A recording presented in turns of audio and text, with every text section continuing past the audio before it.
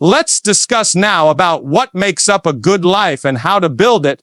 I've got a few essential topics for you to ponder before we close up today, so make sure you're taking notes. I've got a vast range of topics to cover, so let's dive in. First and foremost, we're here involved in the process of self-education. Accelerated self-education can have a dramatic impact on your life if you embrace it seriously, if you grasp the potential it presents.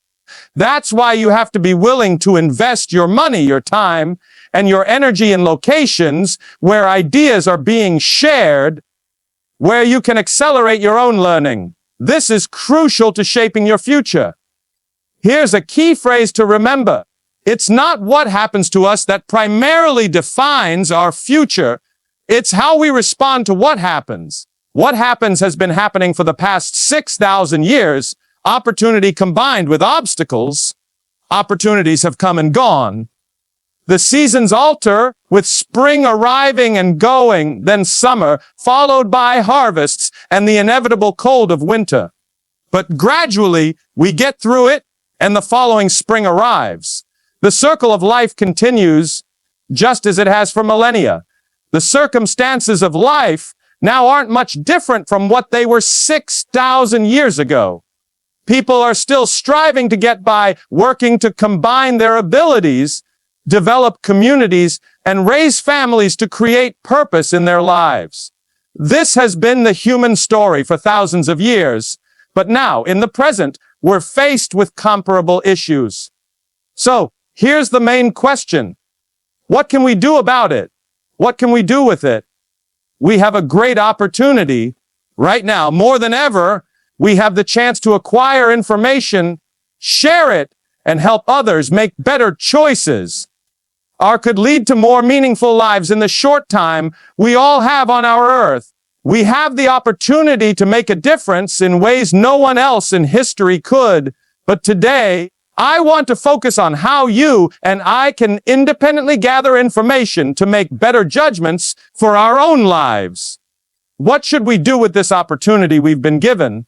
Yes, I will touch on recruiting, multi-level marketing, and network marketing as part of the conversation. But the broader, more crucial drama for us in this moment is this: how should we approach our personal lives? How do we reflect on our own growth and maturity? We're at a fairly decent stage here. We've been around for a while, and we have experience. We've interacted with individuals, had meetings, gotten input, and handled challenges. We've extended opportunities. Now we have a solid base to work with, information and experiences that we can modify and improve. Mr. Shah gave me a terrific piece of advice when I met him many years ago. He said, "What's easier to refine, experience or conversation?" Someone might ask, what if I tell people this? What about this? And this? Finally, you have to say, why don't you just go out there, talk to people, and come back and tell me what happened? It's easier to refine experience than conversation, because conversations can drag on. They can last a day, a week, or even a month. You can become stuck in the what if game. What if they say this and I say that? Or what if they do this and I don't? And so on. It's simple to spin scenarios constantly. But experience talks louder, and that's where genuine learning happens.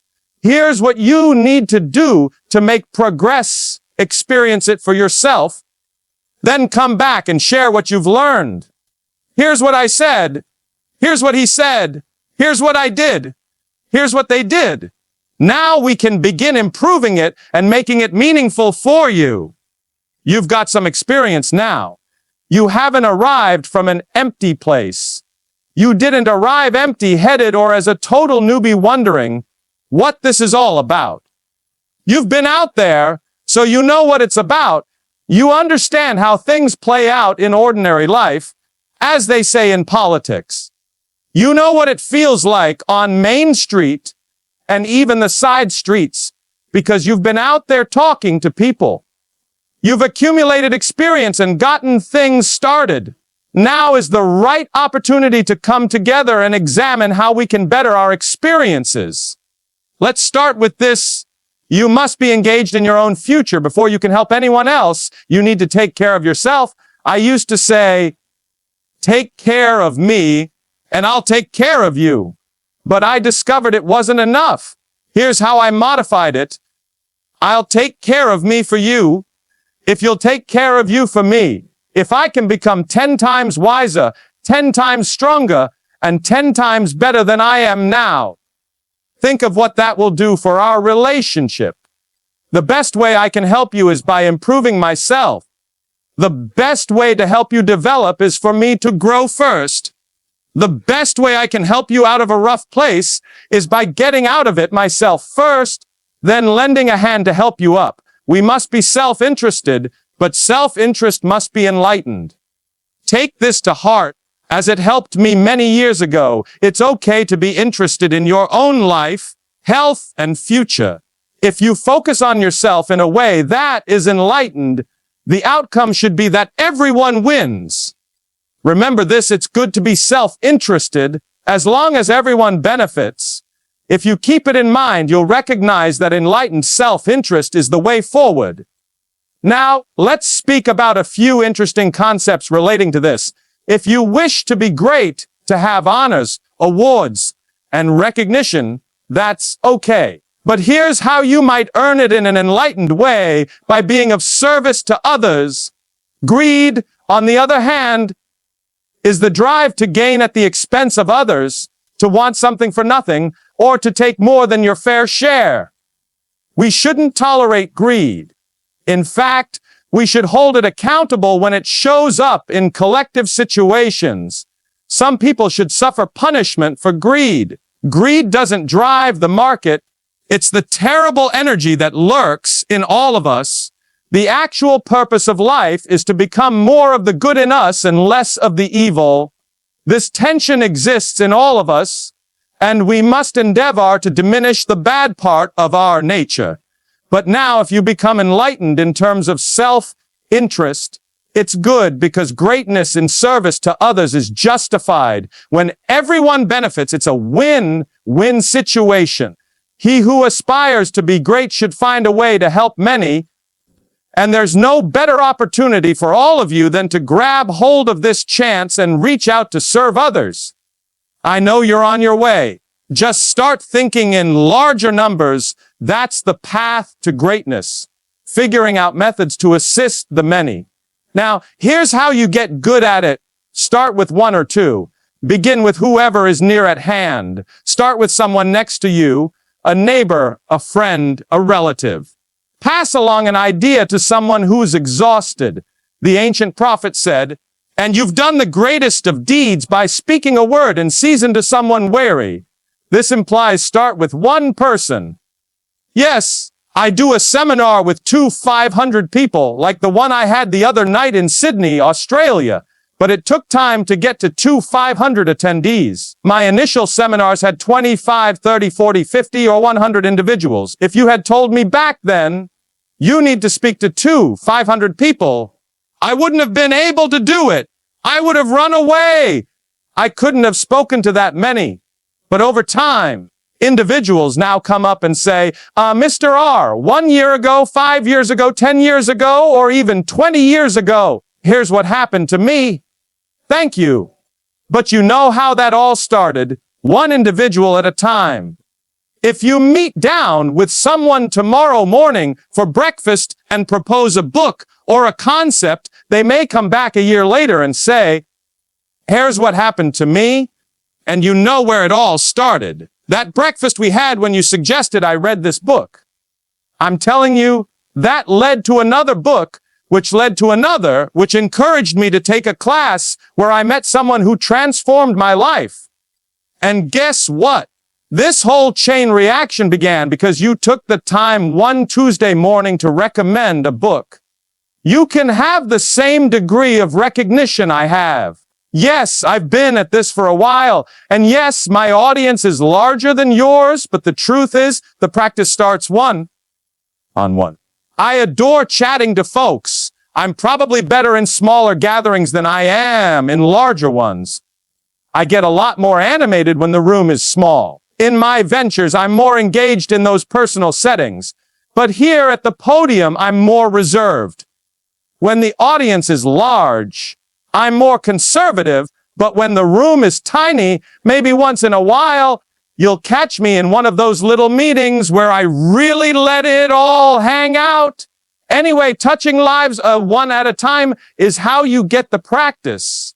Here's how you obtain the experience to speak to thousands. You speak to one, then to two, then 3, 5, and so on.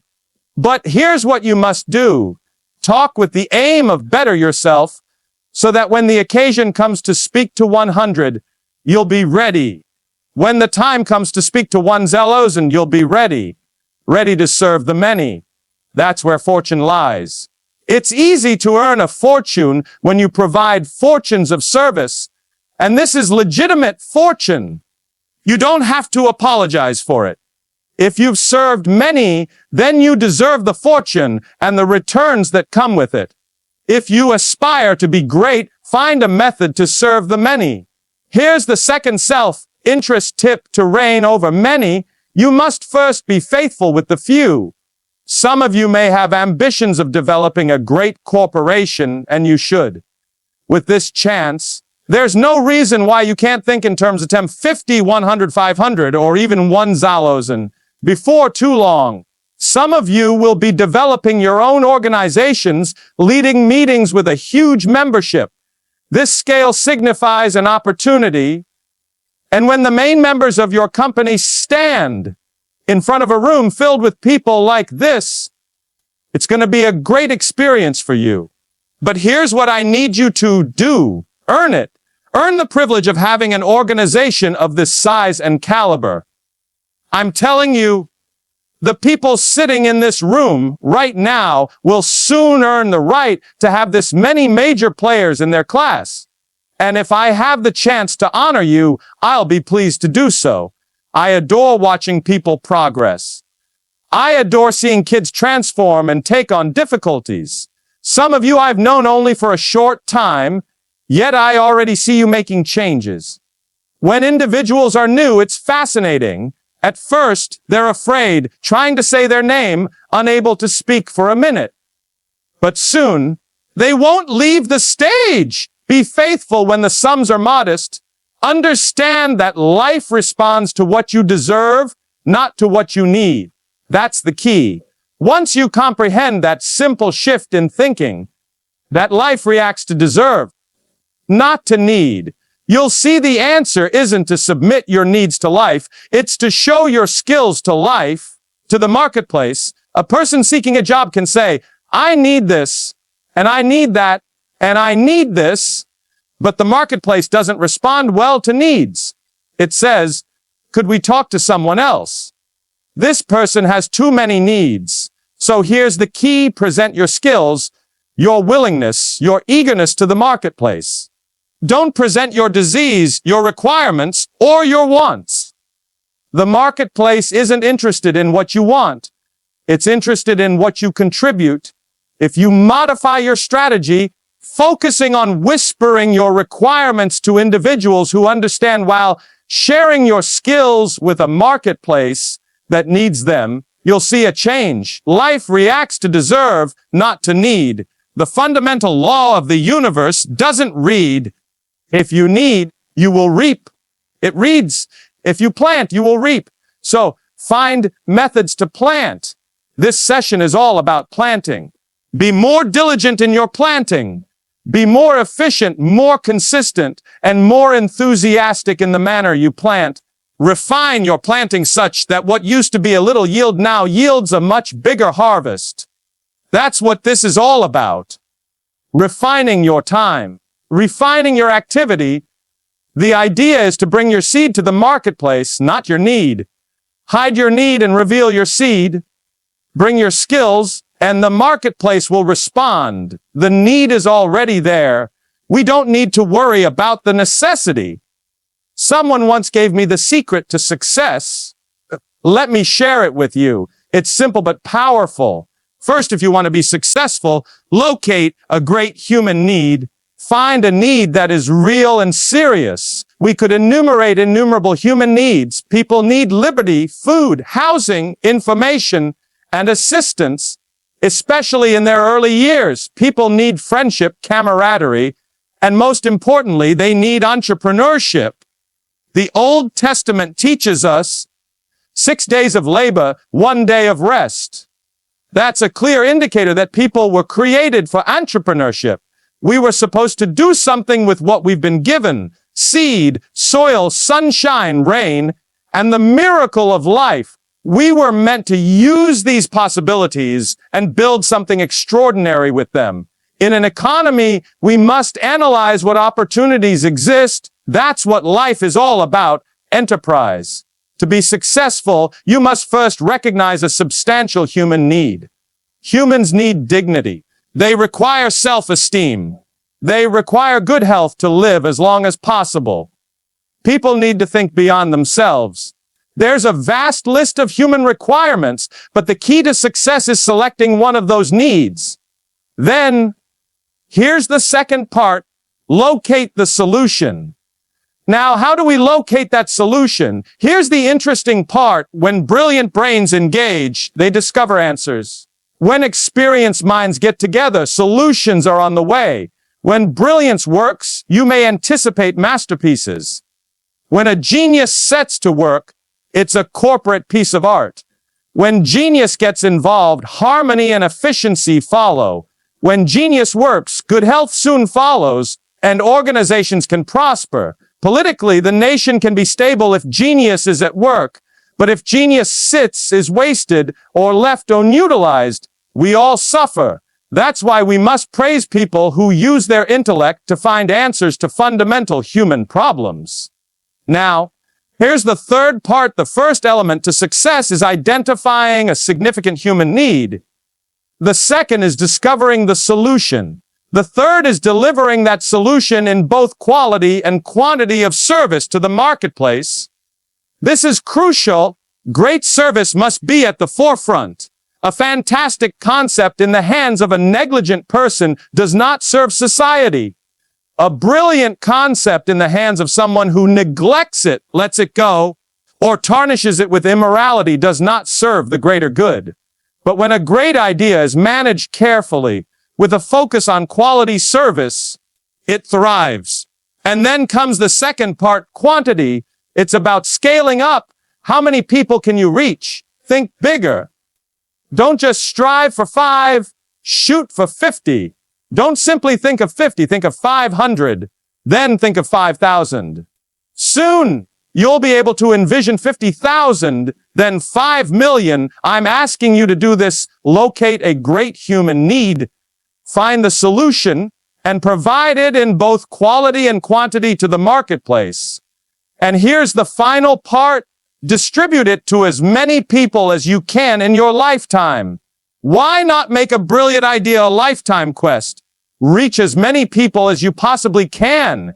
It may be a lifelong project for you, or at least an extended vision that brings out your finest. Invest in training, developing, and finding what's possible. Find a great human need, locate the solution, then give that solution in quality and quantity to as many people as you can over your lifetime. This is how you provide value to the marketplace. And if you do this, here's what happens. You gain the prize, the fortune, and the return. You deserve the pay. Be faithful, even when the results are minor. Take up a worthwhile cause, a big human need that already has a remedy, one that is being developed and perfected. Though the answer may be in its early phases, it's poised to give outstanding service to consumers in the marketplace. Be faithful, and the return will be yours.